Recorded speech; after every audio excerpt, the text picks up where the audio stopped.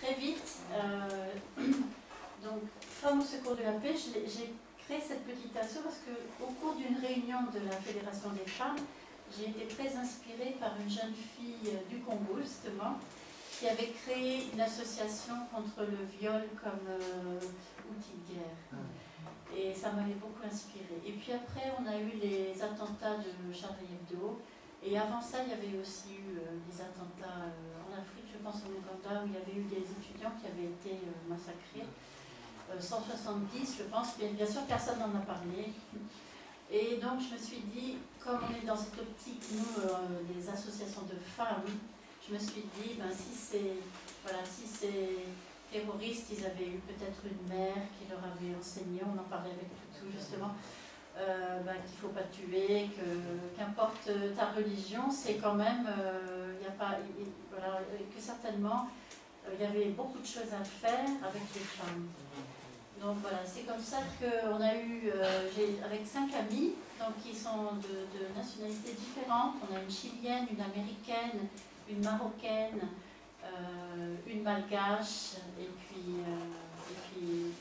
moi. J'ai pas oublié personne. Et on a créé donc Femmes au secours de la paix. Le titre a été trouvé par le mari de notre trésorière qui est marocaine. Et on a commencé à faire, donc l'optique de Femmes au secours de la paix, c'est une petite action, un pas à la fois. Parce que le but c'était d'aider les femmes justement à surmonter leurs problèmes en faisant de petites actions. Parce que souvent on voit des grands projets, on se dit je ne vais jamais pouvoir faire des grands projets comme ça, je n'ai pas les moyens. Donc en fait on s'était dit on va commencer par des petites actions.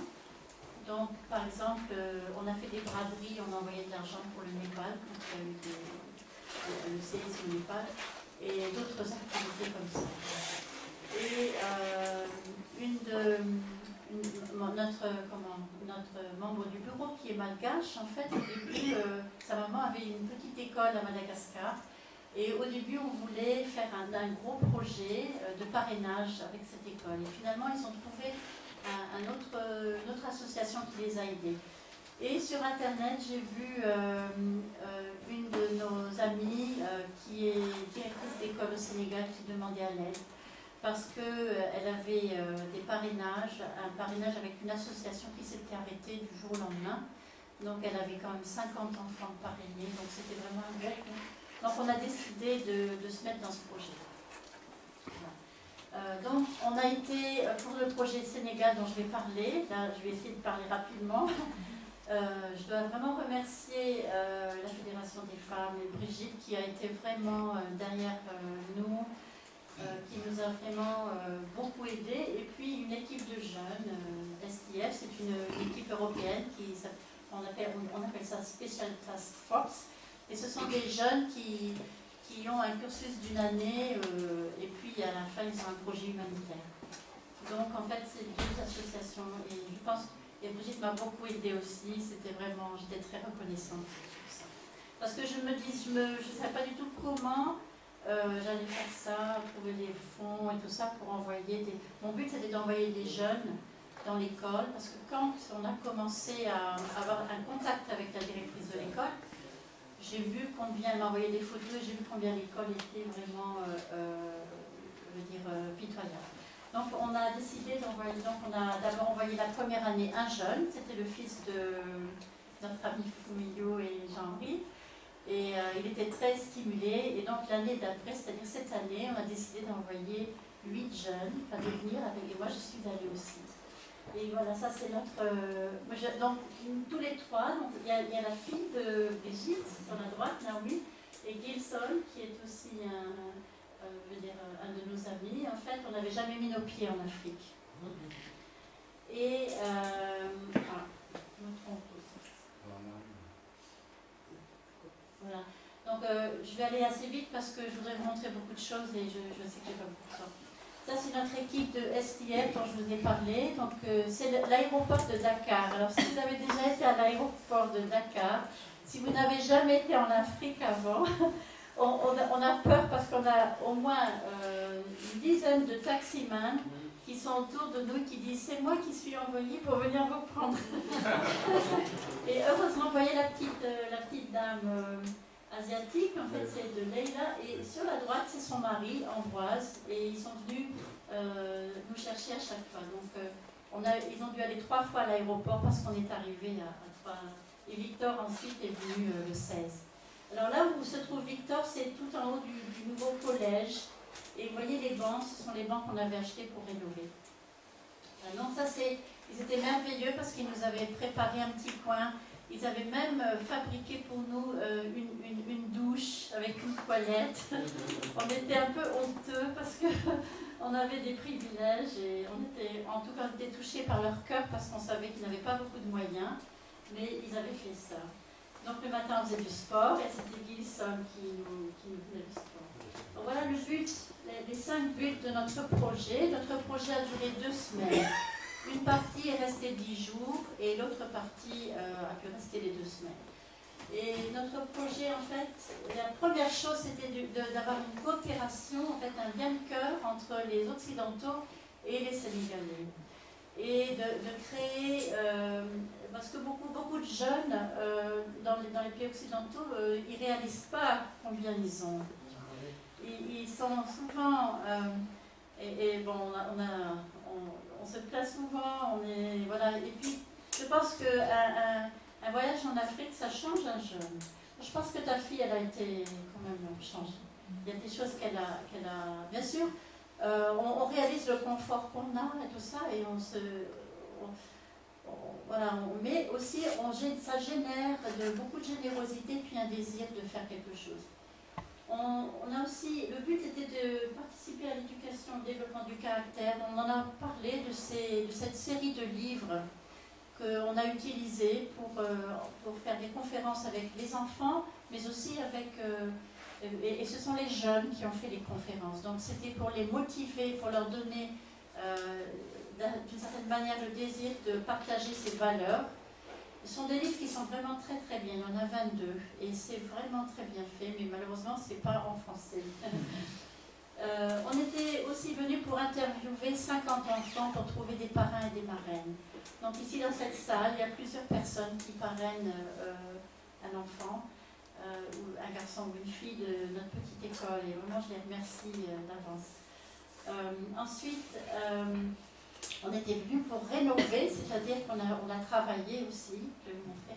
Et ensuite, on a visité un petit peu le Sénégal, on a été voir par exemple l'île de Gorée, les points importants. Donc c'était très court, on avait vraiment un emploi du temps de ministre, c'était très intense, mais c'était, je pense que c'était très éducateur pour les jeunes. C'était surtout pour les jeunes.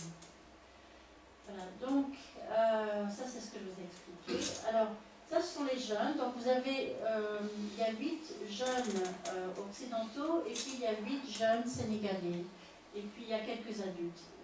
On était allé visiter la statue de la Renaissance, je ne sais pas si vous connaissez, qui a été créée en fait par les Nord-Coréens pour le symbole de la liberté après quand le Sénégal a eu son indépendance. Donc nos jeunes, ils ont appris tout à faire à la sénégalaise. Vous voyez qu'on mange dans un seul plat. Voilà. Et là, c'est dans l'école, et on les voit tous ensemble, mélangés. Et c'était un atout extrêmement important pour les jeunes. Et alors, à la fin, je leur ai appris à faire des crêpes françaises. Donc, ils étaient tout autour de moi, et on a mangé les crêpes, elles étaient très très bonnes. Donc, on a interviewé les enfants, et vous voyez ici, on avait un petit bureau dans l'école, et c'était le seul endroit où on pouvait être un peu tranquille, parce que sinon, voilà, notre problème, c'est qu'en face de l'école, il y a un terrain, le terrain n'appartient pas à l'école, donc notre but, c'est de l'acheter l'année prochaine, pour pouvoir mettre une clôture et pour protéger l'école, parce que sinon, n'importe qui rentre dans l'école. Donc en fait, on était dans ce petit bureau, et il y avait Gilson, et il y avait Michio, enfin tous les jeunes, étaient dans des petits coins, puis vous voyez, il y a un petit bonhomme là, et on faisait l'interview, et c'était adorable. Et pendant ce temps, il y avait les 2 garçons de STF qui prenaient les photos dans le couloir. Donc on prenait les photos, on avait un numéro, et on venait, on interviewait, on lui posait des questions, puis on avait vous voyez, il y a un jeune Sénégalais, ici on voit son pull rouge, qui traduisait au cas où il y avait des problèmes. Vous voyez comment les enfants, ils ont reçu, donc ça c'est la filleule de Naomi, qui est la fille de Brigitte.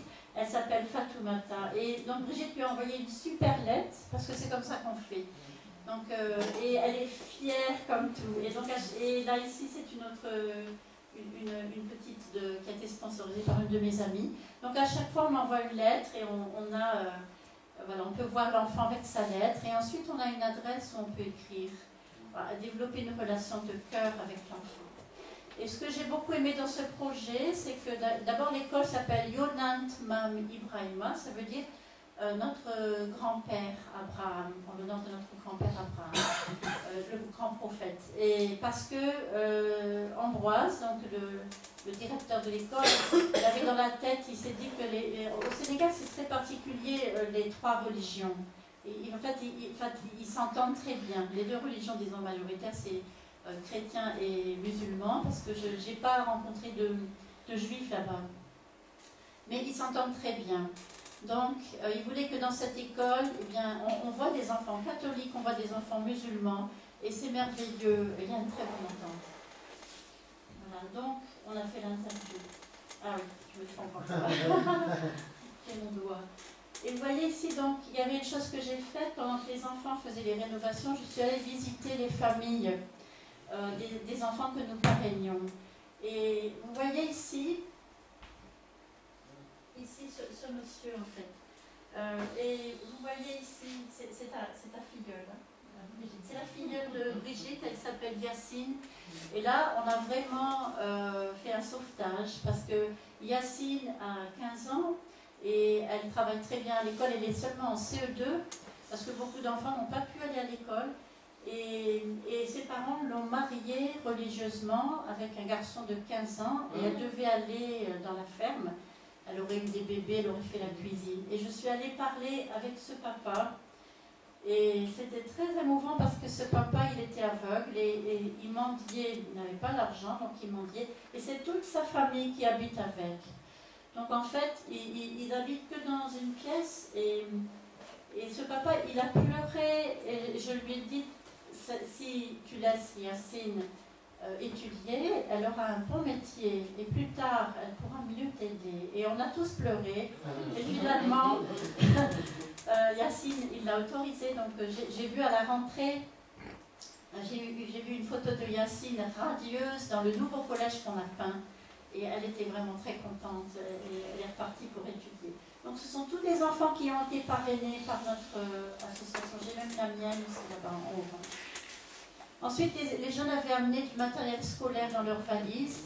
Et les 3 premiers jours, on s'est occupé des enfants, on a fait des jeux. Puis après, on a eu la grande fête de l'école. Et donc, on avait pris tout ce matériel scolaire qui avait été donné. Et Brigitte je pense que quelques-unes des dames qui sont ici ont dû participer, certainement beaucoup. Parce que Naomi avait vendu des gâteaux. Et puis Brigitte a aussi fait une collecte de matériel scolaire. Et aussi en Suisse. La Fédération des femmes en Suisse a aussi fait une collecte. Donc en fait, on avait beaucoup de choses et on a préparé des paquets pour récompenser les meilleurs élèves. Donc vous voyez, donc ça c'était la fête. Donc il y avait beaucoup de monde, les jeunes ont chanté cette chanson, on écrit sur les murs, cette chanson-là, ils ont chanté ça. Et donc vous voyez en bas, là, une photo historique où on voit l'imam, l'abbé et puis le directeur de notre école. Tous les 3 en train de discuter, et puis chacun fait la prière pour ouvrir la fête de l'école. C'était très très beau. Voilà. Donc ensuite, on a fait l'éducation en fait à la paix par les jeunes et pour les jeunes. Et c'est là que je vais vous parler rapidement en fait de ce cursus de Discovering the Real Me, c'est-à-dire me découvrir qui je suis moi-même. Donc ça, je vous montre rapidement les photos. On est devant l'école, là. Et au début, les 3 premiers jours, il faisait une de ces chaleurs, parce que là, vous ne voyez pas la chaleur. Mais bon, les compatriotes africains, ils peuvent comprendre ça. Au mois de juillet, il faisait très, très chaud. Et Gilson, en fait, on lui avait parlé parce qu'on avait dit qu'il y avait des moustiques, donc il fallait bien se couvrir. Donc en fait, il s'était couvert, mais il transpirait. Et tous les enfants étaient autour de lui parce qu'il était grand, il était costaud. Et les petites filles étaient en admiration. Et en fait, et Naomi aussi, vous voyez. Et ils ont fait des jeux, mais vraiment, je ne sais pas si j'aurais pu faire une balle aux prisonniers sous cette chaleur. Mais ils l'ont fait. Et les enfants étaient très dynamiques. Voilà, donc ça c'était une petite pause. Ils étaient en train de leur enseigner la Macarena. Ils étaient en train de danser. Voilà. Ensuite, ça c'est les conférences qu'on a fait, donc c'est ce que je vous ai expliqué avec ces manuels. Et on avait fait, j'avais traduit en français, puis j'avais fait faire des petites scénettes aux enfants. Donc, vous voyez, c'est ce cursus. Il y a 12 livres, il y a un livre pour l'élève, un livre pour le professeur. Et chaque livre, selon les âges, apprendre à être bon, être sage et merveilleux, vivre heureux toujours. C'est la bonté qui prime. Enfin, il y a ce sont tous des points très importants. Going through changes, ça parle de la puberté et de la pureté avant le mariage. Donc c'est vraiment, si on parle du développement millénium, c'est vraiment pour stopper le sida et toutes ces maladies, parce qu'il n'y a que l'abstinence qui vous empêche toutes les sortes de maladies qu'on peut avoir, il n'y a rien d'autre. Malheureusement, il y a maintenant le planning familial qui essaie de s'introduire au Sénégal et qui passe par le ministère de la Santé. Et ça c'est affreux parce qu'ils veulent entrer dans les écoles et ils font pression par rapport aux subventions. Ben, si vous ne nous laissez pas mettre notre cursus, eh ben, vous n'aurez pas de subvention. Et ce qu'ils veulent, c'est enseigner l'avortement, la pilule abortive, enfin, toutes ces choses dont les enfants, je pense, n'ont pas besoin de savoir. Ils devraient plutôt apprendre à être des enfants et pas des adultes à 10 ans, parler de préservatifs et tout ça à cet âge-là. Et j'ai trouvé que les enfants sénégalais, ils avaient beaucoup de pureté, beaucoup de pudeur. Et c'est pour ça que j'étais vraiment furieuse quand j'ai lu récemment, justement, qu'il y avait cette campagne du planning familial au Sénégal. Donc ça, c'était la fête. Donc là, ça, je vous ai parlé de l'imam. Voilà, hop, je passe. Voilà. Alors, ce qui était merveilleux, c'est que les jeunes, ils ont aussi enseigné ils ont aussi fait un cursus avec les éducateurs, les professeurs. Et donc, beaucoup de ces éducateurs, de ces professeurs, en fait, sont devenus des ambassadeurs de paix. Donc, on a eu 2 nominations. La première, le jour de la fête de l'école. Ici, c'est le représentant de l'UPF, peut-être monsieur... Ah, oui. Peut-être que tu le connais, c'est le Robert, il s'appelle. C'est l'UPF pour Sénégal. Oui. Et c'était bien en fait qu'on soit venu parce que ça l'a vraiment restimulé un petit peu. Ces petits projets, ça restimule les structures présentes. Et alors donc les jeunes, voilà, ce sont les jeunes qui donnent leurs conférences. Et là, on faisait donc ils parlaient des résolutions de conflits, ça s'appelle Vittorio. Et à côté, on était en train de faire justement des exercices sur la résolution de conflits. Par exemple, quand tous les deux parlent en même temps et tout ça. Voilà, donc ils sont devenus des ambassadeurs de paix. Donc c'était des gens éminents du quartier, des responsables des chefs et tout ça. Voilà, donc voilà tous ces ambassadeurs de paix. Et voilà Robert. Oui. Et alors ce monsieur, il est parrainé, sa fille est parrainée par un de mes amis. C'est un monsieur qui me touche beaucoup parce qu'il vient de passer son bac. Il fait des gros efforts et maintenant il va s'inscrire à l'université parce qu'il veut sortir sa famille de la pauvreté. Et je trouvais que je voulais vraiment l'honorer parce que je trouvais que c'était merveilleux. Voilà. Donc alors maintenant c'était le travail, on a fait le travail, donc voilà, ça c'est le nouveau collège, mais dans un état, je veux dire, on venait juste de le terminer, de le construire. Et je suis avec de Leïla et Ambroise, et on avait acheté une partie de la peinture. Et voilà nos jeunes qui ont commencé à peindre, alors les jeunes sénégalais avec les occidentaux. Voilà. Et ensuite, on a eu, normalement, on voulait peindre les salles de classe de l'école, mais le carrelage était dans un tel mauvais état que les enfants auraient pu se blesser, donc on a décidé de recarreler les 2 corridors. Donc c'était un travail très dur. Imaginez qu'il faisait très très chaud. Et il fallait casser le béton. Et vous voyez, même le fils du directeur, le petit, là, il a 11 ans, Et il fallait porter tous les gravats dehors. Et c'était vraiment fatigant. Il y avait de la poussière et tout ça. Et il y a énormément de travail à faire dans cette école. Et ici, vous voyez Michaud et Gilson qui sont en train de faire du ciment. Donc ça, c'est un jeune Sénégalais, il a 15 ans et il a voulu aider aussi. Voilà. Et ensuite, on faisait un carrelage, donc on était très créatifs. Donc chacun a mis son sigle sur le carrelage. Oui. Voilà, ça fait très joli, vous voyez. Oui. Et on a fait donc les deux corridors. Voilà. Et ensuite, c'était les bancs. On n'a pas pu, on voulait acheter 200 bancs, mais on avait fait un crowdfunding, mais on n'a pas pu récolter assez. Mais quand même, on a pu faire assez de bancs pour le nouveau collège.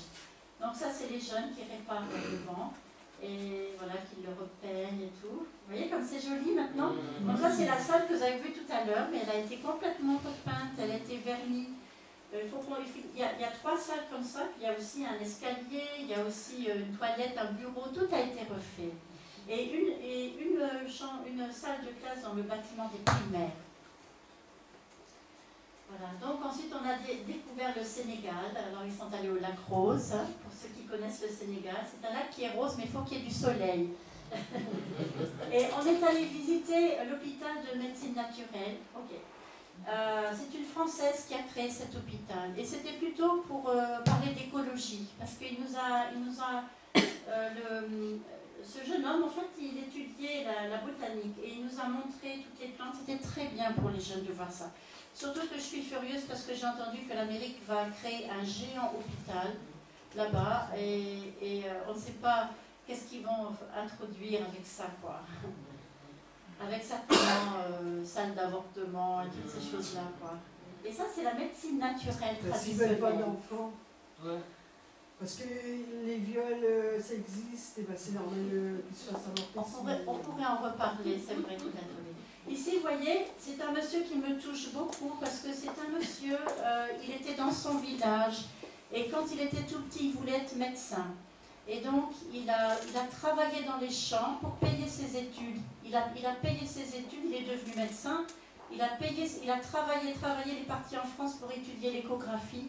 Il est revenu, il aurait pu rester en France et vivre une vie confortable, mais il est revenu et il a bâti son hôpital. Et quand les gens sont pauvres et qu'ils ne peuvent pas payer, il ne les fait pas payer. Alors c'est marrant parce que les gens viennent le payer avec des chèvres. Donc tout en haut, je vous ai montré, il a une cabane avec des chèvres, c'est pas content, mais il ne peut pas les... C'est le cœur des gens. Donc ça c'est la statue de la Renaissance. C'était le musée qui est à l'intérieur. Ça c'est les bus, bon, je vous en parlerai plus tard, on est allé à l'île de Gorée, c'était très émouvant. Ce sont les pièces où les esclaves étaient séparés. Les familles venaient et tout de suite on mettait les jeunes gens, on mettait les hommes, les femmes et les enfants, et puis ceux qui étaient trop maigres pour les engraisser. C'était vraiment bouleversant. Je veux dire. Et c'était cette porte, vous voyez, qui parlait de la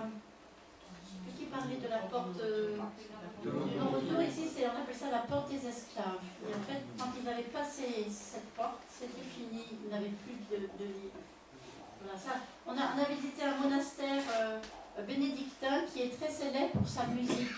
Et voilà, ça, on était très étonnés des vaches qui se baladent sans personne pour les garder.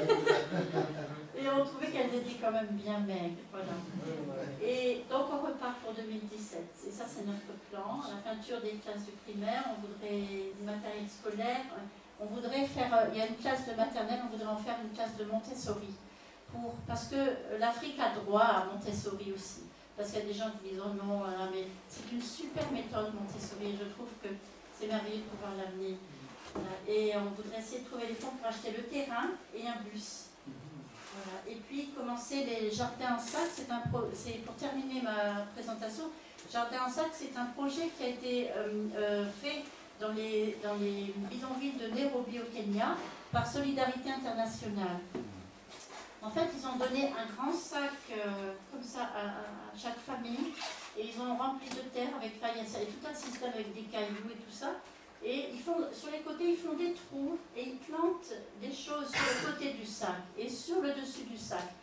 Et il y a une dame qui témoigne, qui dit que avant, elle ne pouvait pas payer des légumes pour sa famille, maintenant elle peut nourrir sa famille, mais aussi elle peut vendre ses légumes. Et elle a pu acheter du matériel scolaire pour sa fille, envoyer sa fille à l'école. Donc en fait, c'est très très bon. Même au Kenya, l'école qui est dans ce bidonville, ils ont institué des sacs, et avec ces sacs, maintenant, ils peuvent nourrir leurs enfants et maintenir l'école.